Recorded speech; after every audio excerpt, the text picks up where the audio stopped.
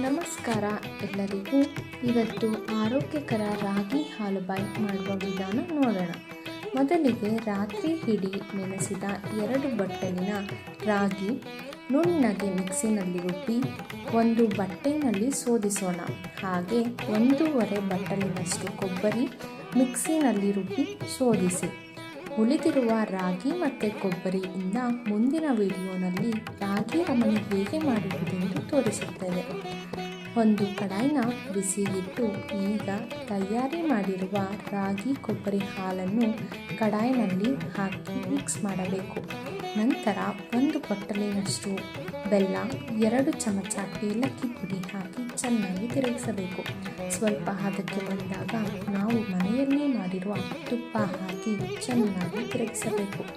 ನಂತರ ತಟ್ಟೆಯಲ್ಲಿ ಈ ರೀತಿ ತುಪ್ಪ ಸವರಿ ಕಡಾಯಿಯಿಂದ ತಟ್ಟೆಗೆ ಹಾಕಬೇಕು. ಕತ್ತರಿಸಿದ ಒಣ ಹಣ್ಣುಗಳನ್ನು ಹಾಲುಬಾಯಿ ಮೇಲೆ ಹಾಕಿ ಸ್ವಲ್ಪ ಸಮಯ ಬಿಟ್ಟು ನಂತರ ಬೇಕಾದ ಗಾತ್ರಕ್ಕೆ ಹಾಲುಬಾಯಿಯನ್ನು ಕತ್ತರಿಸಬೇಕು. ತುಂಬ ರುಚಿಯಾದ ಆರೋಗ್ಯಕರ ರಾಗಿ ಹಾಲುಬಾಯಿ ಇಲ್ಲಿದೆ.